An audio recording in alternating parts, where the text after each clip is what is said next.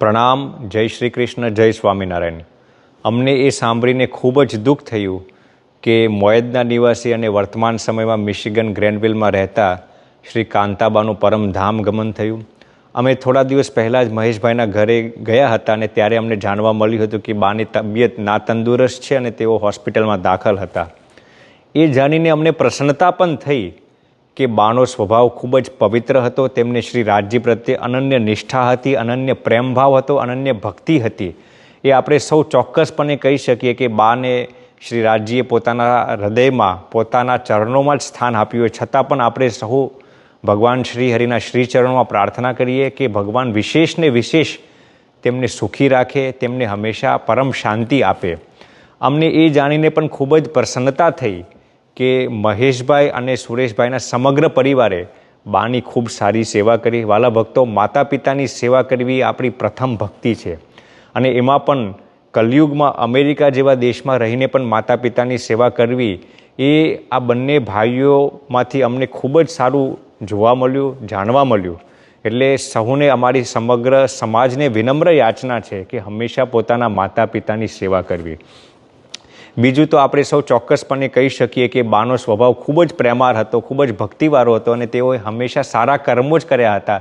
એટલે રાજજી હંમેશા તેમને પોતાના પરમધામમાં સુખ જ આપશે. આપણે સહુ પણ આ પ્રસંગે આપણા જીવનમાં એક નિયમ લઈએ કે બાના જીવનમાંથી કમસે કમ આપણે એક સદ્ગુણ આપણા જીવનમાં ઉતારીએ. બાના જીવનમાંથી કમસે કમ એક સારી વસ્તુ આપણા જીવનમાં શીખીએ, ત્યારે જ આપણે તેમને સાચી શ્રદ્ધાંજલિ અર્પણ કરી કહેવાય. બાના જીવનમાં તો અનંત સદ્ગુણો હશે, પરંતુ કમસે કમ એક સદ્ગુણ આપણે આપણા જીવનમાં ઉતારીએ. વાલા ભક્તો, મારે અને તમારે એક દિવસ ચોક્કસપણે આ શરીર છોડીને જવાનું છે. હું અને તમે કોઈ અમર પાટો લઈને નથી આવ્યા. આજથી 50, 60, 70, 80 વર્ષ પછી હું ને તમે કોઈ આ પૃથ્વી ઉપર નહીં હોય. આપણી પાસે કરોડો ડોલર્સ હોય, પ્રસિદ્ધિ હોય, લોકચાહના હોય, જે કાંઈ પણ હોય, પરંતુ એ બધું છોડીને આપણે જવાનું છે. પરંતુ મેં અને તમે જેટલા સારા કર્મો કર્યા હશે, જેટલી બીજાની સહાયતા કરી હશે, જેટલી બીજાની મદદ કરી હશે, એ જ પુણ્યનું ભાથું આપણી સાથે આવશે.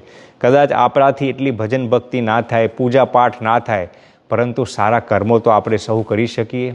આપણે કમસે કમ બીજાને મદદ તો કરી શકીએ. મદદ ના કરી શકીએ તો કમસે કમ કોઈની સાથે ઈર્ષ્યા ના કરીને એમની પ્રગતિ તો સહન કરી શકીએ. એ પણ એક સાચી ભક્તિ છે, એ પણ ભગવાનની એક સાચી પૂજા છે. અને એ જ આપણે બામાંથી શીખવાનું છે.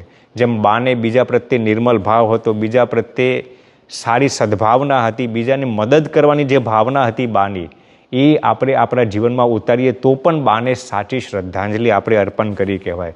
વિશેષને વિશેષ હું પુનઃ કહું છું કે મહેશભાઈ અને સુરેશભાઈના સમગ્ર પરિવારે જે બાની સેવા કરી એ ખૂબ જ પ્રશંસનીય અને આદરણીય છે. અને આપણે સહુ ભગવાન શ્રી હરિના શ્રીચરણોમાં પ્રાર્થના કરીએ કે આ સમગ્ર પરિવારને આ દુઃખ સહન કરવાની શ્રી હરિ વિશેષને વિશેષ શક્તિ આપે. અને સમગ્ર સાબર ભજન મંડળ તરફથી આપણે સહુ બાને શ્રદ્ધાંજલિ અર્પણ કરીએ છીએ. અને અમને એ જાણીને પણ ખૂબ જ પ્રસન્નતા થઈ કે સાબર ભજન મંડળ જ્યારે પણ કોઈના જીવનમાં આવે, આવા દુઃખના પ્રસંગ હોય, જ્યારે સાથે રહેવાના પ્રસંગો આવે, કાંઈ પણ હોય, ત્યારે સાબર ભજન મંડળ હંમેશા અગ્રેસર હોય છે અને હંમેશા બીજાના સુખ દુઃખમાં સમાજ તરીકે હંમેશા સાથે હોય છે. એ ખરેખર આ દેશમાં ખૂબ જ પ્રશંસનીય અને સરાહનીય છે. વિશેષને વિશેષ અમે બાને પુનઃ શ્રદ્ધાંજલિ આપે છે અને શ્રી રાજજીના શ્રી ચરણોમાં અમે પ્રાર્થના કરીએ છીએ કે બાને હંમેશા પોતાના પરમધામમાં સુખી રાખે. સમગ્ર સાબર ભજન મંડળ તરફથી અમે શ્રદ્ધાંજલિ પાઠવીએ છીએ. સૌને ભાવથી પ્રણામ. જય શ્રી કૃષ્ણ અને જય સ્વામિનારાયણ.